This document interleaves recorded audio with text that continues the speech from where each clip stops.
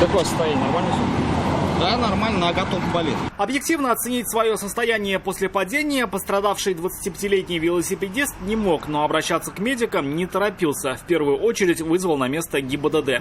Инспекторам объяснил, во всем виноват водитель Kia. Утверждает, что автомобилист сбил его умышленно. Рассказывает, ехал по улице Адаратского. Впереди стояла припаркованная иномарка. Не оставалось ничего другого, как ее объехать. Левой рукой показал, что собирается сместиться влево. И в тот момент Kia тронулась с места и стала поворачивать налево.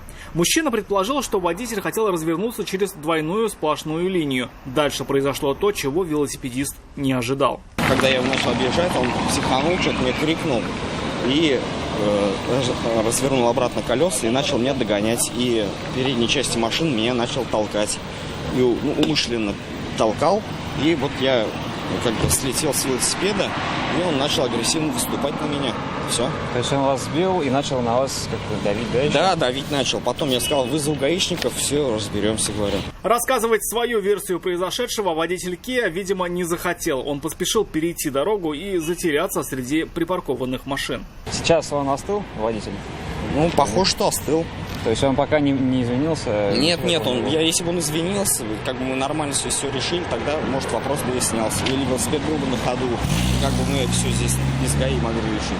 Но он очень агрессивно выступал, так сказать, выпендривался. Автоинспекторы, приехавшие на место происшествия, пришли к выводу, что виноват в случившемся 31-летний водитель иномарки. Ответственность, которую он понесет, будет зависеть от того, легкий или средней тяжести вред здоровью получил велосипедист. Медики, к которым в итоге обратился мужчина, диагностировали у него растяжение связок правого коленного сустава и ушиб правого бедра. Автомобилист может заплатить штраф до 25 тысяч рублей или лишиться прав до 2 лет. К тому же пострадавший мужчина через суд планирует возмещать с водителя ущерб за сломанный велосипед. Рамиль Шайдуллин, Айрат Назипов, Наиль Абдуллин. Вызов 112.